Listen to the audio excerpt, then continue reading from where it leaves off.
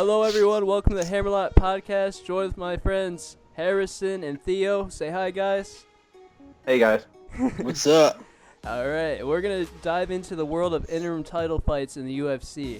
So, guys, what do you think? What do you think of the interim title fight situation I got going in the UFC lately? Because I don't really agree with them. There's been too many, way too many. What do you guys think?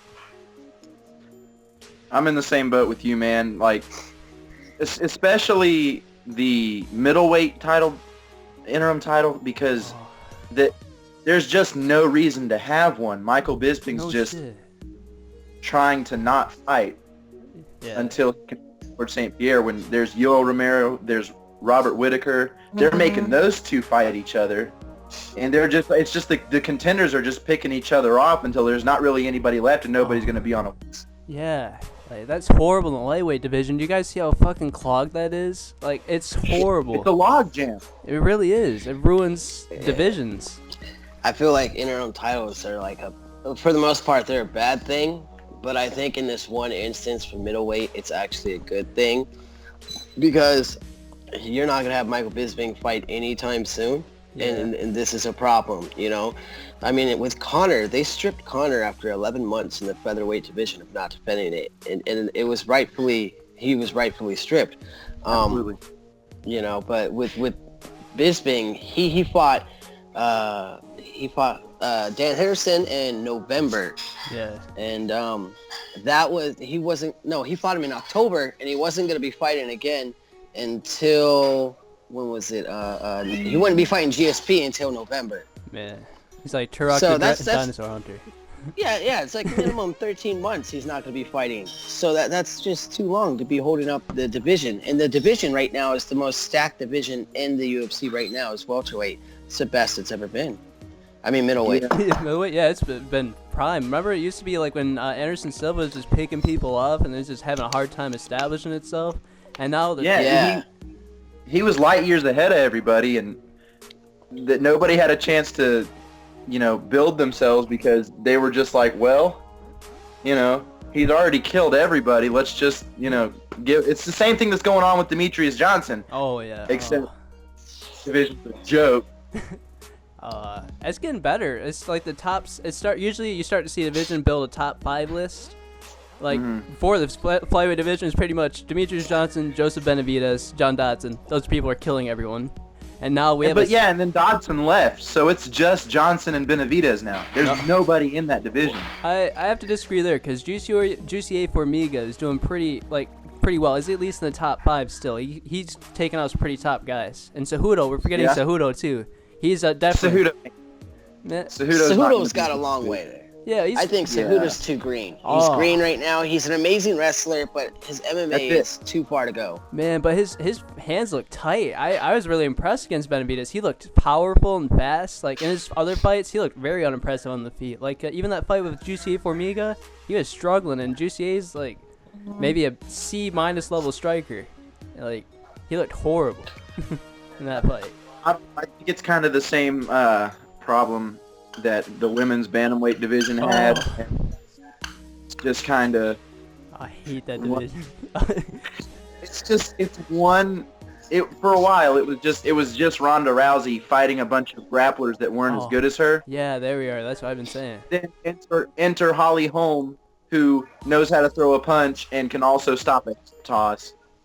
Yeah, no kidding. And head to the moon. And then she comes back, and everybody just throws Amanda Nunes to the wayside because Ronda's back. Oh, I know. That made me mad. Yeah, and then, I don't know, Amanda Nunes hit her with like a Street Fighter ultimate combo, and I think she actually killed her. I haven't heard anything from Ronda since. I think she might be dead. Yeah, man. But she pieced her up. I remember when I was watching my family, and they're all pretty much casual fans, and they're like, "Man, Ronda Rousey's gonna kill in the first 16 seconds." I'm like, "Hold on, guys, hold on. You have not seen her throw a jab yet? This shit ain't doing nothing today." So, no, I was like, "Give her a second," and then she destroyed her. But you're right. Like, I've been thinking that a long time. Like, that is a division of grapplers, and Leslie Smith, who I don't even know what the fuck she's doing half the time when she's fighting. She doesn't either. Flailing her arms like that. She doesn't either. Don't worry. and She ain't fooling nobody. and then like even Valentina Shevchenko, it's like even people with like pretty basic understanding of striking is starting to rise to the cream of the crop of the division. Like Miesha Tate, she's a pure grappler, and she got those hands a little tighter, and she started taking over the division. But like, Yeah. but back on the topic of interim fight. Sorry, man. Tyron Woodley, like, what do you think of him holding up? The way he holds up the division is very different than the others are holding up the division because he's not hurt. He's choosing not to. He's kind of cherry picking a little bit. What do you guys think of that? I mean, he tried. He tried to cherry pick, but I mean, the UFC didn't let him. I mean, he wanted to fight Maia when we knew that Thompson won 3 rounds in the first fight. Oh yeah. And you know, round 4 was I scored it as a 10-8, so that made it even. It was a draw. Definitely. The second fight was just an embarrassment. I mean, both guys didn't want to pull the trigger. They danced around the whole time. It was a bad look for both fighters. I remember, yeah. It was a letdown. Yeah, I remember watching these guys. We were all like fucking bored out of our minds. Yeah, everyone was just like ashamed. You know, embarrassment as it was, you know, call it what you will, but I still think that Steven did enough to win that fight second time. I don't even think that warranted a 10-8 round in the 5th round. You remember when he landed that overhand right? No, he knocked him down for like 5 seconds. I know. Well, he was beating he got him down for at least a minute. I'll give him the minute, but that is a minute out of 24 minutes where he was just walking like this with his back against the cage. Like, that don't make sense, guys. Like, Speaking of the whole back against the cage, that is my number one reason why Damian Maia beats him. Because if you watch Damian Maia fight, he usually uses the cage to take his opponents down. Oh, yeah. And he doesn't set them up in the center. And it's just, Tyron, I mean, you know, it goes without saying that Tyron has the advantage in the striking, but Tyron's not some kind of like masterful striker. He just hits really hard. Yeah, and that's really explosive. He's not exceptional in the stand-up, but his wrestling's good. But that plays into Damian Maia's skill set. But it'll serve him to keep the fight standing. But with him standing against the cage like that, Maia's eventually going to get him down. Oh yeah. And I'm not so sure that Woodley's submission defense is going to be enough. No, not for the. I don't think. Not for like that triangle. I was pretty shocked in Maia's last fight. You know, until Maia's last fight with George Masvidal, I thought Maia would smoke Tyron Woodley. But after, you know, Maia's last fight, he was shooting from way out left field. And like, it was crazy how long he was shooting. And I was really surprised with George Masvidal with how well he handled submissions and the defense. Oh, yeah, me too. Which makes me question, like, how well could Tyron do it? Because George Masvidal is known for a stand-up fighter. Oh, yeah. He's got amazing hands. Yeah, he's got amazing hands. He's got a great chin. Good head movement, too. And he's not known for submission defense or even ground fighting. Tyron has wrestling, so this makes me wonder if George Masvidal could avoid it, how well will Tyron do? But, of course, everyone else before George Masvidal has been getting owned. Yeah. So it might have been just a bad matchup that night. He might have just got too much in his head or had a rough night. You know, everyone has it. And let's not act like he didn't completely just have him where he wanted him. Even, you know, I mean, it does serve us to, you know, understand that I'm pretty sure he missed more takedowns than he actually landed. Oh, yeah. But those, I believe he landed 4 of 12 or something like that. But those 4 takedowns were enough for him to clearly win that fight, and I don't know why another judge scored it for Masvidal. Yeah, I don't know. That was weird, because I think Jorge could have easily won that fight. But did you guys see when he was stuffing the shots, he would immediately go into he would stay on the ground. He'd linger. Like, I would be like, fuck that. Push on his head, get back up. Terrible idea.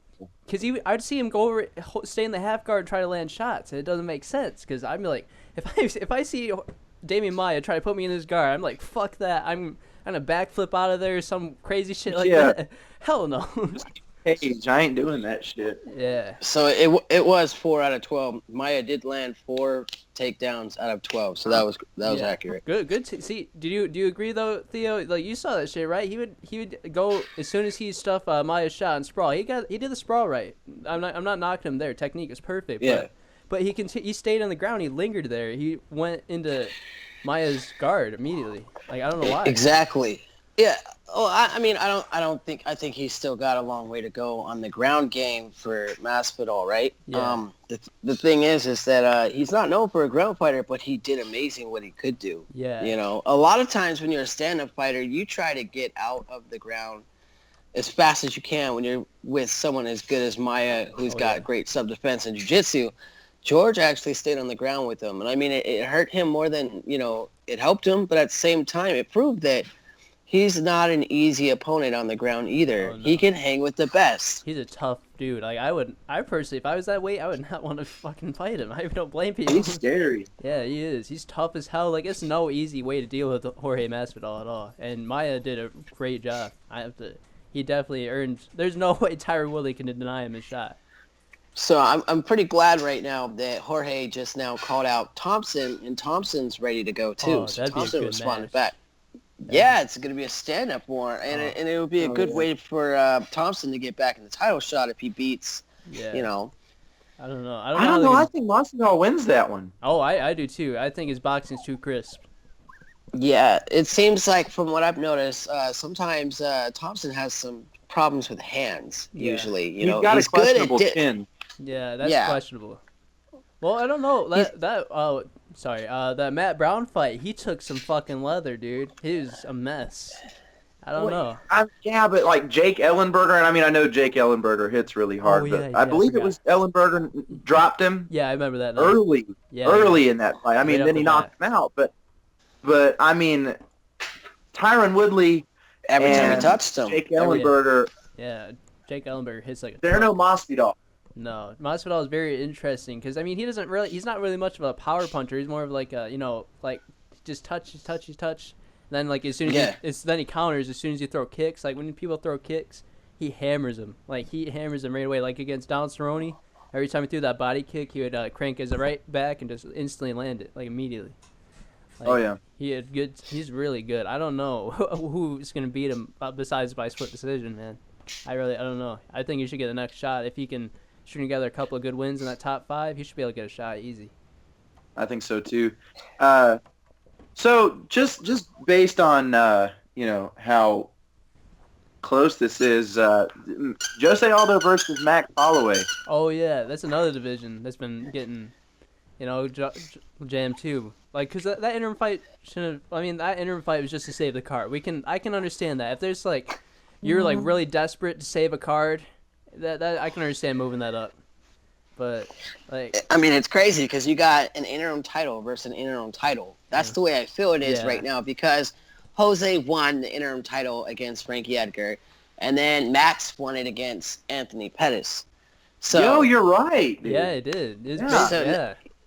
This would be a great way to unify the two interim titles to make a real title, being as Connor's probably not coming back to ever fight to 145. We don't even know if he's coming back to MMA. Yeah, we can't talk about log jams without talking about Conor McGregor. Exactly. Bastard. Dude, like he ruined 2 divisions, guys. 2 divisions. Yeah, I love Conor McGregor. Me too. He is skilled. I appreciate his skill. Easy. I like everything about him, but I don't like this. Oh no. Like, and even Dana White. Like, I mean, I said it before I heard Dana White saying it, but like, if he gets that fight with Mayweather, he's not coming back. I wouldn't come back. I really do believe that if he fights Floyd Mayweather, that's the last we're going to see of Conor McGregor. Well, maybe. It's a strong chance. There's a strong chance. I mean, he's looking to make like 70 to 100 million in one fight. It's ridiculous. And then he's going to come back and fight for, 7 to 8 million each fight after that in UFC. No, it's going to be pennies. That's chump change, It's going to be dude. pennies. Yeah, I wouldn't come back. When you make 100 million in one night, and who knows, he's going to make 100 million. He could go in there and get dropped the first round. He's still making 100 million. Yeah, no shit. Yeah. I mean, I almost hate that this fight is happening. I do hate that this fight is happening for many reasons. One, I mean, it's the biggest mismatch in like professional sports ever. Yeah. The guy's never had a pro boxing fight, and he's gonna fight Floyd Mayweather. I know. I mean, his base is boxing. Oh, sorry, Theo. What is up? What are you saying? I feel it's fair. I actually feel that this is fair because look what we did to James Toney. The man had never had a UFC fight. Fair. An MMA fight. And he went against Randy Couture, who was a beast of wrestling and a champion, a heavyweight champion. And they put James Toney in there on his very first fight. So, like, this is like almost like a evening the scales kind of thing because we're going to watch probably Conor get owned and outboxed for who knows how many rounds. And it's just the way it's same thing happened with James Toney. Yeah, I mean, if this I don't. Go ahead. Oh, if this was like against a different fighter, but this is one of the best defensive fighters to ever grace boxing, besides a Willie Pep from like the 1930s. But this is like modern mastery of defensive movement. I mean, you call Floyd what you want, but you got to at least give him that. And this is Conor McGregor. He's a bit slower in terms of the striking. He's fast, but not boxing fast. He ain't fast, yeah. And go ahead, sorry. and the 4-ounce gloves are way different than the 8-ounce gloves. More padding. You can if you ever get hit with one of the 4-ounce gloves, it hits hard, it hurts, and it's easier to knock people out. But 8-ounce gloves kind of takes away that power a bit. It hurts more. It's a little more impact, but it's not. It takes away the power a bit. So that's different too. And I have to say that I don't really agree with the sentiment of it like being fair in the sense that like, you know, we brought a boxer into an MMA fight. I mean, like, I definitely understand what you're saying, and I almost do agree with it, but like people keep saying, I keep hearing people say like, if Floyd and Conor met in the octagon, Conor would destroy him in under a minute. I don't think that's true either. I think he still loses. Really? That's a bit weird. Do you really see Conor McGregor shooting for a takedown if he's not, you know, I mean, I know he did it against Diaz, but like he's going to try to stand, he's a stand-up fighter. He's not a ground fighter. Yeah, but and I mean, yeah, he's got kicks. But how many times have you really seen him do anything significant with a kick anyway? Well, I mean, like, he did a great job in the Jose Aldo fight using lead side kicks to the thigh or body to keep him on the outside. Yeah, those oblique kicks. Yeah, but you saw when he was fighting Diaz, he threw like leg kicks for 2 rounds, and then he was on crutches as a result of it. Yeah, is that what you're getting at? The cardio? That's. I mean, it's just I think you know, Conor does have a very big ego, and I think he would still try to stand with Mayweather in the octagon, and I think but another thing to think about is, you know, one of the reasons that Mayweather doesn't get hit is because he's got those big-ass gloves on his hand. Oh, yeah, that too. This is way different. That's part of boxing. Yeah.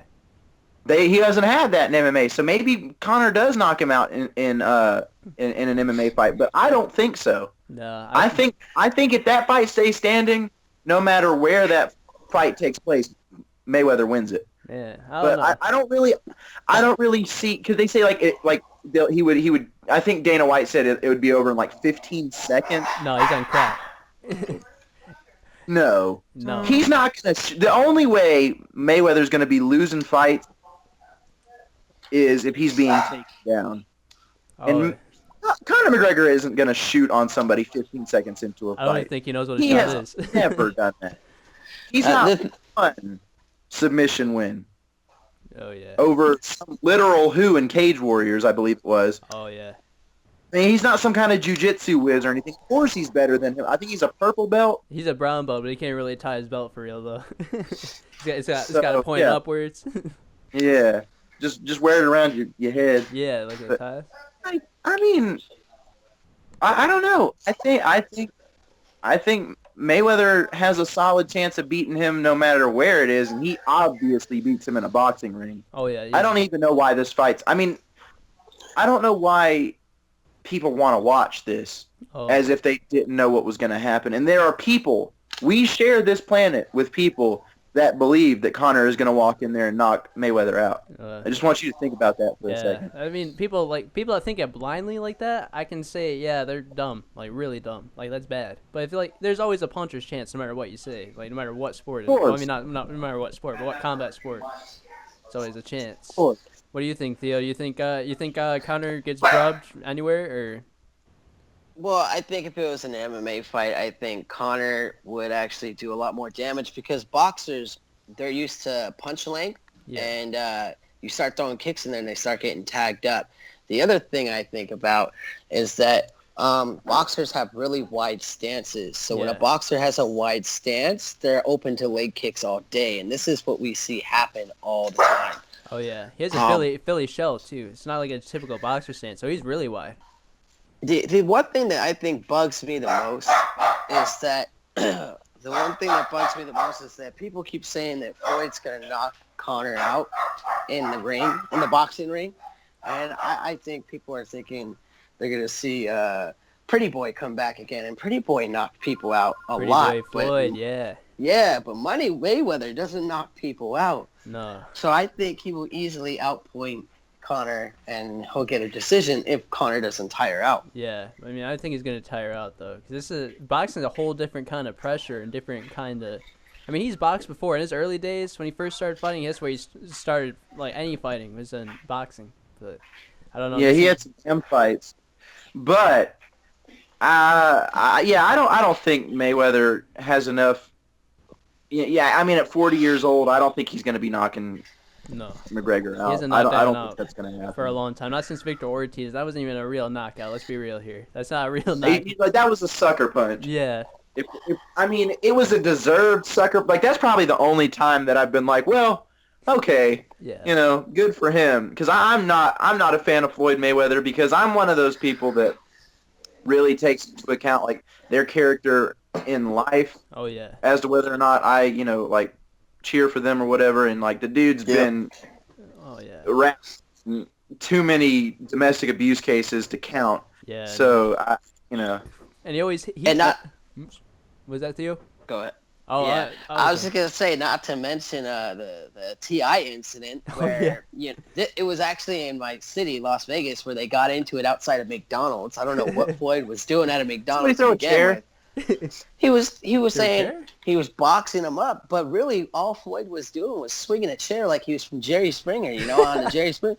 That's all Floyd was doing. But then Floyd went on the Twitter, I think it was, and he was saying how he gave Ti two black eyes. And that's when T.I. went on and Ti's said, eyes where are they already at, though? black. Oh, And boy. he said, where they at, though? And that's where that whole thing came from, is where they at, though? Because he went on and he's like, where are my black eyes at? Because he never threw one punch at him. He ran away from T.I. the whole time. He didn't even knock his hat off, and his hat hangs off halfway off his head. I So, just think that whole thing was silly. Wasn't that about like T.I.'s wife was like looking at Floyd or talked to Floyd or something? Well, Like Floyd- T.I., from what I understand, instigated it. Yeah, I don't know. I don't Floyd, even Floyd does remember. this all the time. He did this to Aljamain Sterling's girl too. She's fine though. I mean, I don't blame him, but like, and they were at a pool party, I think, and he tried to he was just kind of hollering at his girl. I remember that. Yeah, and he was, who checked him? Who checked him? It was Chris Weidman checked him. yeah, I think so. Or Aljamain just was, got mad. But I think his girl just didn't show up anyways. But like, yeah, he does that a lot. He does that to a lot of people all the time. Like, so that's, yeah. So, all right, so next topic. What do you guys think of the prospect of T.J. Dillashaw versus Demetrius Johnson? Which is a small possibility, but Demetrius Johnson's kind of throwing doesn't sound like he really wants it. What do you guys think? All right. I'm just going to start by saying, like, I'm not a big fan of calling MMA fighters pussies or saying they're scared. Oh, yeah. I think there is a difference between like being scared to fight somebody and being scared to lose something. Yeah. And I think like he's talking about, let him come to the division and win a couple of times. Okay, you're fighting Ray Borg, dude. Yeah. Wait, no. He's won what, 2 in a row Yeah, he's only won 2 recently. Yeah. against 2? Well, he beat Juicy Formiga. That was a fair win, but like, he's only But getting a Formiga's shot. not really been established. Not really. He's not a top guy. You know what I mean? Yeah. Like, there aren't any top guys because the division is in shambles right now because there aren't any good fighters that weigh 125 pounds except for Demetrius Johnson. Yeah. Brandon Moreno's coming up there though. I can appreciate his skill too. He'd be cool. I mean, Like his last fight with Wilson Hayes was a joke. Oh, yeah, that was bad. That was not even competitive. And it wasn't even like how dominant he was. It was like the dude's never beaten anybody in the top 5 ever. No, he didn't even face anyone who's ranked, Harrison. Not one. Not a single ranked. Oh no, he faced Dustin Ortiz. I think he got one and he lost. No, he fought Dustin Ortiz, but he's inconsistent as well. He's really inconsistent. Yep. So. That was the big, title, record-tying title fight. Like, can I fight him? Since they're just letting anybody fight him, can I just get in there with him? I don't know if you can make the weight, but go for it, man. I mean, I'll take 80 pounds. He's been training for a lot longer than I have. It's only 80 pounds. Oh man. But I know that a lot of it has to do with myself being such a big fan of Anderson Silva that I'm a little bit irritated that was the fight that tied his record. Yeah. You know what I mean? Yeah, I would rather have seen it someone else. And it just gets on my nerves hearing people say he's the greatest fighter that's ever lived. He's the most technically sound, just incredibly good. But then he won't fight TJ Dillashaw because he needs to come down and win a couple first. Yeah. Like, I think he's scared to lose that streak because I don't know if he's got, enough in his, metaphorical gas tank to do another 10. Oh, you know what I mean? Like you talking about like MMA mileage or like another? Yeah, cage age, whatever you want to call it. I think he's afraid to fight TJ Dillashaw at number 11. I really do. I just want to do it, and I think we all know why.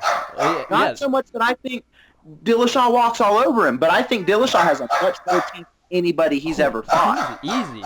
Well, like no one else in the division really gonna give him much problems other than TJ Dillashaw, but that's a risky fight, and he's going for. He has like something huge on the line. He could break a record no one's even thought of touching. Like and like last year, you see all the champions we changed. Like that's rare seeing a dominant champion like this. So like I can see where he's coming from. I personally would probably do the same thing. I'm not gonna lie, but like he should fight Dillashaw at some point. He shouldn't just throw him on the back burner because that's a money fight right there. That's a fight that'd probably generate some interest in the division. And that's another thing is he's always talking about nobody wants to watch me fight. I don't get the respect I deserve. Well, here's a chance for you to fight TJ Dillashaw, a person that a lot of people know. I don't want to do it. Yeah. Fuck you, Demetrius Johnson. Yeah, I feel like this should be the fight to make, Ray Borg, I get it. Ray Borg, he's trying to get, hype around him, because he used in his last tweet, he was like, no one thought TJ was going to beat Renee. You know what I'm saying? Because Renee, yeah. No one thought he was going to beat Barraro, okay? Because TJ had 2 top 10 fights, two top 10 opponents before Barraro, and he lost both of them. Yeah. So they were like, how is this dude coming in on short notice and he's going to beat the champion who Barraro at the time? Huh? Was that a short notice fight, the first one? It was Rafael Sansa was going to fight him. It wasn't super short notice, but it was at least like a month or a little less than what they're hoping for. At least I think it was like 2 weeks. I could have sworn it was like 2 weeks out. No, because Sansa wasn't even in that conversation. It was originally TJ versus Mitsugaki when the card was first kind of starting a little bit, and then they moved him up like shortly after. But yeah, he's on Team Alpha Man. At the time, the Team Alpha Man was not winning titles. They were not. Every title shot they got, they lost. And he pieced Barraro up. And then after that, Barraro was never the same. That was that wasn't even like a beatdown. That was like uncomfortable to watch, man. That was bad. Especially the second one. I missed the first. I still haven't seen the first one, but the second one. That was a Mortal Kombat fatality. The same thing. I understand. That was a fatality. Yeah. He destroyed Barraro and took his soul, and Barraro has never been the same since post-TJ first beating and post-USADA. So Barraro's not the same fighter anymore. Yeah. You know what I'm saying? But, that's what I'm saying. That's what Ray Borg's trying to put out there, is that he could be TJ and Barraro kind of situation. Yeah, I remember him saying he wants to channel his Chris Weidman. That ain't going to happen, buddy. Who said that? Ray Borg said that he wants to channel his inner Chris Weidman. He's gonna throw a sloppy combination and catch Demetrius on accident. Yeah, I guess.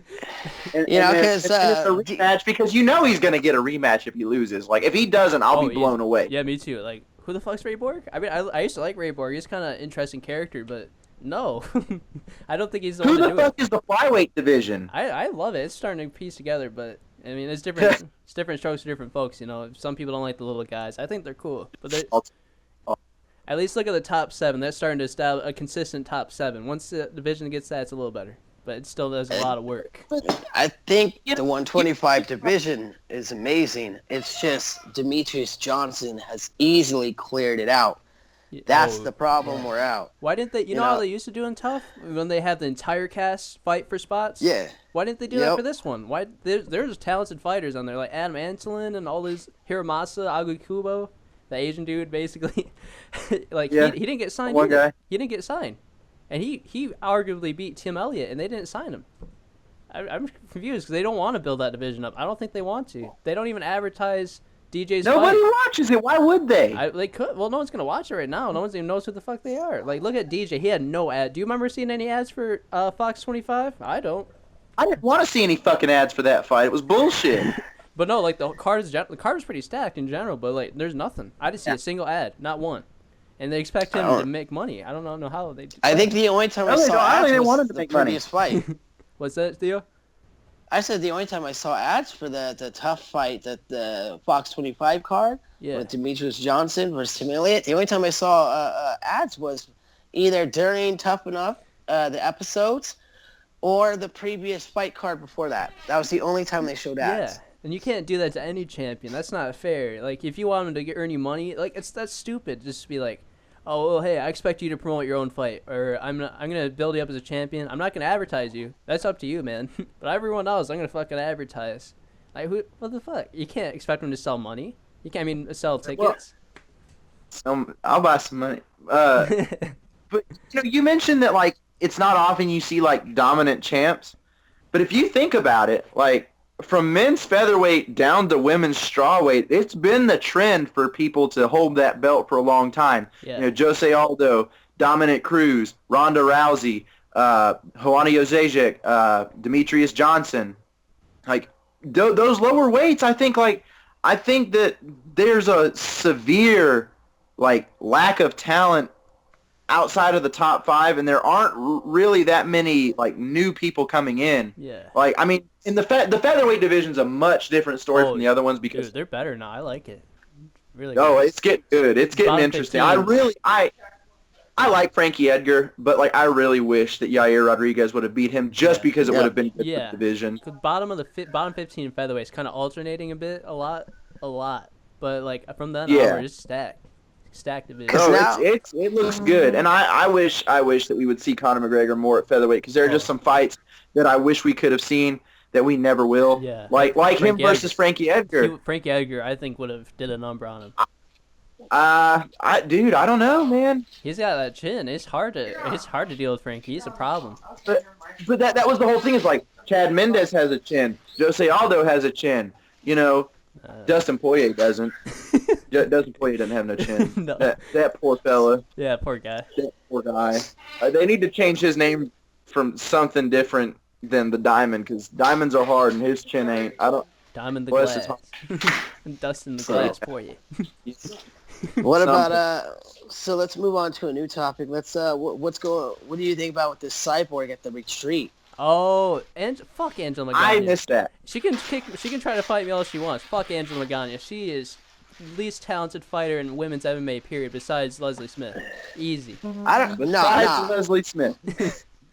What happened? I missed that. Can y'all inform me? Yeah. Basically, they were at the fighters retreat, and they had all kinds of fighters from every different division. Tyrone Woodley had a whole big Snapchat thing on it the whole day and showing the facility and the retreat, and it was really cool. And I don't know, Angela had been talking a lot of trash on Twitter. She said something. She looked, didn't she? It was basically what we all do, but she did it publicly every single day, all the time. And then eventually Cyborg punched her in the face. Yeah, I saw the video. It wasn't a hard punch. Connected with her? Yeah. Yeah, like it hit her. She hit her pretty good. It was like a jab. Oh, no, it was like a, kind of like a little paw, I guess, but it's Cyborg. She hits pretty fucking hard. It's like a man. She is a man. Oh, come on. So, she's a so what beautiful happened Now was, she gonna come punch me. Shit. I'm sorry. I'm sorry. Cyborg. Please don't hurt me. So, Angela ended up pressing charges, and then she's been talking trash ever since to everyone on Twitter. She said she wants to fight Cyborg on a jiu-jitsu match. Why? So, Because she knows she'll get her ass fucking sent into outer space if Cyborg's allowed to punch her. Dude, she's like 60 pounds less than this woman, and her ground game's nowhere near as good as Chris Cyborg. What weight class is Magana in? Strawweight. She was in strawweight, but here's the thing, right? This chick is 150. She fights at 115. She looked terrible in the Tough House. She looked terrible in the UFC. She went 0-4 in the UFC. Yeah. Okay. And the Tough House, I don't think she won anyway. She lost right off the bat. Right off the bat. She really? Yeah, she's horrible. And she's not a ground fighter. She's 11-7, dude. 11-7. Gee, that's bad. Yeah. And it would be higher if you counted the Tough House because she lost exhibition matches. Yeah. But she's a Muay Thai fighter supposedly, but yet she can't throw elbows or knees. She was living in Thailand, and she's like, if you saw the way they trained us in Thailand, you might call the cops. I think I would definitely call the cops. Didn't you call the cops when Cyborg punched you? Yeah, for real.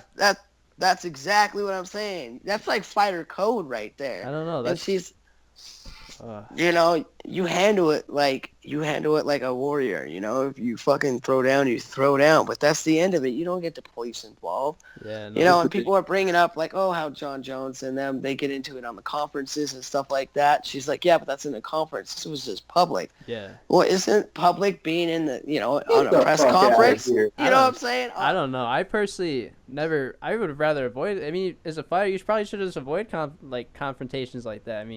I can understand because Angela Magana would not shut up, and I personally would love to give Cyborg a medal, and you gotta imagine, you gotta imagine with Cyborg, her testosterone levels are through the roof, so of course she's gonna. Speaking of she is a man. So. Speaking of testosterone, I did just see a headline before we started this whole thing. Courtney Casey, you guys remember her? She just fought the last event. She tested for elevated testosterone. That's crazy. I didn't expect that at all. Man, she's on some form of peds. Yeah. What really gets me, I don't know. This is probably just like a bad or like outdated way of thinking, but like it always like strikes me as like extra weird when women get popped for PEDs, and especially like things that like increase your testosterone. Like maybe it's natural testosterone. Absolutely. That's the case for Cyborg every time. She looks like Vanderlei Silva, but she can't help it. She didn't do anything. But like, it's kind of weird to me because like I guess it's the whole like, do you just like, is fighting the only thing that matters to you? Because like it's just odd to me that like I'm not a fan of like men using either, but like that shit turns you into a like essentially like a guy with a vagina. Yeah. And and it damages your body, and I feel like it probably has worse effects on women than it does men. But because just those levels of testosterone aren't ever meant to be in a woman. You know what I mean? Yeah, it's a guy hormone. I'm not sure how that all works. I'm not claiming to be a biologist, but I can imagine. Yeah, I wouldn't probably touch the stuff as a girl or even a guy. I don't know. Like that just the whole situation. Like you never want to like have kids and shit. I know that's probably like call the thought police, but it just seems strange to me that like they're willing to like put hand chemicals in their body to to win, and then like a lot of times they still don't even like they're not even that good because they got I don't know. women's just hasn't caught up to No. men's on the skill level. I love strawweight. I don't know about you guys, but strawweight is awesome. I usually don't even like the women's fights that much, just because the women's bantamweight killed it for me. But strawweights, those are like Rose Namajunas. She's a bad motherfucker, dude. She is. I'm excited. I'm excited to see her grow a little bit more and take on Jędrzejczyk, because to be honest with you, I think that's the only woman in the that's the last fight, under contract right now. That's the next fight. That's the next fight. You're That's gonna the fight see to me. Joanna. Well, yeah, you're gonna see Joanna. Early. Nuts. That's like if too she late. doesn't, if Rose Namajunas can't win, I don't know who's gonna win, dude. There's no one. Like even Cynthia Calvillo, she's kind of moving up a bit. Her grappling's sick, but her stand up is horrible. No offense, Cynthia Calvillo, but still, your grappling's not up to par on the par with Joanna Jędrzejczyk. Not a chance. Like there's no other woman I can see that can beat her. And right now, I don't think Namajunas can do it either. Really? Oh, as it stands, like right now, like yeah. Oh yeah, I mean her stand up needs a little bit of work, but it's like she's picking up really fast. Like every fight, she's improving a bit. Oh, absolutely. But another issue with that is there's nobody like left for her to fight before. Joanna. There's nobody left. Yeah, it's just who's left. Yeah, there's really the only other person. Yeah, that would move her forward. There isn't anybody now, so like she kind of has to fight Jędrzejczyk. But like I'd put $150 on it that Jędrzejczyk's gonna beat her. Yeah. Oh yeah. As it stands right now, I'd have to agree. Yeah. Just because her striking defense isn't quite there yet, but she's only had like 9 fights too. But she had some Emmys, but like I don't know. I don't know how much that counts. I mean, look at Cody. Yeah, but like that her ground game's like the big equalizer, because she's a pretty slick ground game and a really aggressive one. Absolutely. At that. It's not like Jessica Andrade where she's just kind of trying to power slam you. Here's just a cool, measured, really top pressure heavy style, which I don't think Joanna's had to deal with yet. She's dealt with people that are like grinders, but not like real top heavy fighters quite yet. Right. But I think Joanna still beats her on the feet easy. Like. Absolutely. Yeah. I mean. The only way she's winning that fight is by winning on the ground, because like as you get to those lower weight classes, that whole like puncher's chance thing gets a lot like less likely just because of the lowered weight. Yeah. I mean, that's another reason why like I think that's another reason why we see so many dominant champs at that low weight of those low weight classes. I mean, 145, obviously you can be knocking people out because I mean Aldo got starched, bless his heart, Yeah. But yeah, that was bad. I still have nightmares about that. Like I remember when I saw that fight, I was just about to turn 20, I believe. But I remember I was watching it with my dad, and it happened so fast. I was like, this has to be fixed. Yeah, no kidding. And like, I'm not one of those people.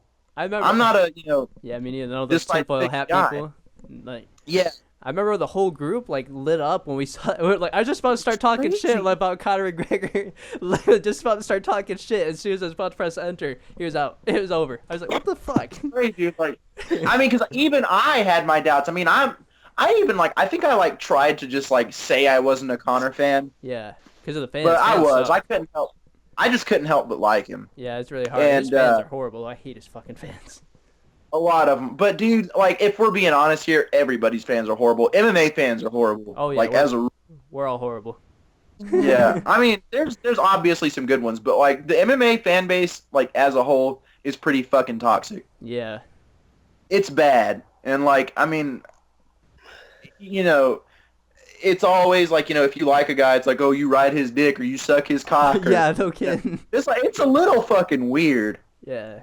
But I mean, just how much people just throw around those homophobic slurs, and not that I'm against freedom of speech or whatever, but it's dude, can you come up with something else? Yeah, man. Once, please, no. One time. All right, and. Yeah, I agree with that. Yeah, we need something new for that. But on the next topic, we have a pretty decent card coming up on Sunday. Oddly enough. Yeah, I was just about to bring that up right now. Let me pull up that card Sunday? real quick. Yeah, Sunday. Yeah, I thought it was gonna be Saturday. It's Gus versus Glover. It's Thank Sunday God I have- morning. Yeah, Sunday I'm gonna, morning. yeah, it's Sunday. It's weird because in Europe they're about 6 hours ahead of us, but like. Yep. Yeah, it's gonna be pretty. I'm gonna pull it up actually, and we're gonna talk about kind of each fight individually, kind of just make some picks. We're kind of a little bit pushed on time here, so we're gonna try to, not go too deep. But I'm gonna try to pull up the card real quick. Here. Let's do a lightning. Yeah, just kind of like name of the fights. Just say who we think is gonna win. Dio, do you have the card up? Yeah, I got it up. All right. How about you? How about you just name each bout individually? We'll see who we're gonna think is gonna win. All right, what do we want to start with? You want to just start with the main card first? Yeah, let's just do the main card for now, or any key event fights in the prelims. All right, so there I see one key fight. Oh, two key fights in the prelims. Okay. We got Reza Madi. Reza Madadi. Yeah. And then My daddy. Joachim Silva. I don't know. Joaquim Silva? Yeah, I don't. Yeah, Joaquim? Yeah, I think so. It's probably Joaquim if it's Brazilian though, because they're weird. Yeah, don't know how to. I think Madadi takes that. He's a bit of a grinder, he's a tough guy. Easy decision on his part. I think so too. Yeah. I think I got him for decision. Yeah. All right, next one. Trevor Smith versus Chris Camozzi. Chris Camozzi, I think, wins by decision also. Yeah. Yeah, I think so. Huh? Chris Camozzi. Yeah. You going with Chris Camozzi? Yeah. Bless his. I'm gonna go. I think Chris Camozzi can pull it off for a decision. Yeah, easy. Next one. All right, now we're on the main card. We got Jack Hermansson. Okay. He's Sweden. Okay. And we got Alex Nicholson. Nicholson's, I don't know. He kind of trains with Mike Perry.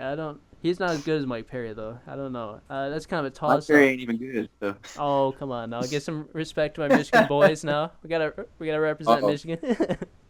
Didn't you just say that North Carolina doesn't even have internet? Oh, no, Michigan. No, for real though, I think Alex Nicholson pulls it by a decision. Hits hard, but Hermansson's kind of a little tough guy, so it's kind of a toss-up in my opinion. What do you think, Theo? I think I'm gonna go with Jack by decision. Okay. You, Harrison? I don't really know. I'm not really familiar with either one of those guys, but I'll just flip a coin and say Jack. Okay. Next one. We got uneducated guess. Now we got Nordine Talib versus Oliver Enkamp. Oliver Enkamp is coming on short notice because Nordine's opponent pulled out. Yeah. I don't remember who he was supposed to fight. Nordine Talib's pretty technical, but do you know anything about this guy, Theo? Because I really don't know about. This is a really. He's 7-0. He's 7-0, and he's got 4 wins by submission. Inverted triangle choke, 2 rear naked chokes, and a triangle choke. 1 by KO. Oh, okay. And 1 first round finish. So I don't know. This is gonna be intriguing. He's 7-0 though. Because Nordine Talib. I think he'll do it. Yeah. I think he'll pull it off. Actually, I think he's pull it by submission, second round. I think probably. I'm going with Nordine. Nordine's been on a tear. Yeah. He just recently got wins over, notable wins. He beat Eric Silva. Yeah, that's bad. Chris Clements, Ling Jing Ling. I don't know. Don't even try to say that name, man. Li Jingling. Flagged already for racism. Okay. Right? Boom. All right. All right. So the next fight we got Omari. Akhmedov, right? The Russian that sounds Nurmagomedov. He gonna win. Who's that? Yeah, he's facing this dude called Abdul Razak Al Hassan. I think Omari's got the better, crisper boxing, and I think he wins by decision. I do too. I think he's gonna take a decision because this guy is 7-0 and he's got 100% knockout. So I think we're looking at a decision. Yeah. From Omari. Next one. All right, so was that? That's the entire main card. No. We got 3 more. Oh yeah. Ben Saunders versus Peter Sabota. Oh, that's an interesting one because Sabota's a pretty technical dude, but Ben Saunders. Killer Bay. Killer B is pretty crafty, so I don't know. That's a toss-up, but I think It's a decision. Depends It's on gonna which be Killer B shows up. yeah, it depends. Saunders by decision. I'm gonna have to go with Peter Sabota this time, doing decision actually. Oh, fuck I'm you. gonna go with Ben Saunders by decision. All right, next one. We got Misha Serkunov. Misha Serkinov. Serkinov? Yeah, this guy's amazing. I love him. I'm glad he's back in the UFC Yeah, me too. because he was out, and now he's facing Volkan Oh, fuck that. Odetsmir. Fuck that guy. He's got nothing. No offense, Vulcan. Whatever, you could knock my head off, but you suck. No offense. I declared offense. Fuck you. Misha Serkinov by submission. First, second round. No, third round submission. And Volkan did just beat OSP, so I mean, it's barely. good, but he's nowhere near So Misha. has everybody. I beat OSP. You know. So I'm thinking Misha by KO. I say submission. First. Third round. No. Yeah, you know what? Submission. First round submission. All right. I think he's gonna let us down and take it to a decision. Oh yeah, fair. All right. I think there's gonna be a lot of decisions on this card. Oh yeah, definitely. And, yeah. And then last but least, we have Glover versus Alexander. All right. This is such an interesting matchup. This is big asterisks, but I think Gus is way faster, and that reach is a problem. So I think he wins by. He isn't really much of a KO fighter too much anymore, but I'd say it's going to be a pretty close decision. I think that. Excuse my voice crack there. I think that. I think Gus doesn't lose to anybody not named Anthony Johnson, Daniel Cormier, or John Jones. Yeah. I think he beats everyone else, and I think Glover's not that special. Yeah. No. And I think Gustafson's gonna take it to him. Isn't this fight in Sweden too? Yeah. Well, I don't know. Gustafsson can't perform in Sweden. He got his head put in a box and shipped to Pluto by Anthony Johnson, but he you know, does that to everyone. I think he does. I think he wins it this time. Yeah. I don't necessarily. If it is a stoppage, of course, it's going to be a TKO, probably in the 4th or 5th. But I don't even see that happening. I think it's going to be a decision. Yeah. But I think it'll be a pretty clear cut, like 49-46 or 50-45. Yeah, it's just probably going to keep him on the outside for the most part. You agree, Theo? Nope. I actually am going to go with Glover Ooh. by Crazy. decision because Alex hasn't performed very well. And since the John Jones fight, he hasn't looked pretty, Yeah. I don't know. I don't think he's looked that great since the John Jones fight. That's fair. He didn't look very good. And against that, what was his name?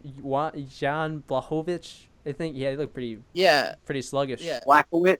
Yeah. I think his name is Blachowicz. Or I don't know. Blachowicz. Those names are weird in Europe. He didn't look that great against Anthony Johnson. He didn't look that great against Daniel Cormier. Yeah. So Pretty good against Cormier. He just... But, I mean, like, those three, like, John Jones, Daniel Cormier, and Anthony Johnson, they make everybody look bad. Yeah, Anthony Johnson just murders people. Like, he does it to everyone. I haven't seen one fight since Anthony Johnson came up to light heavyweight.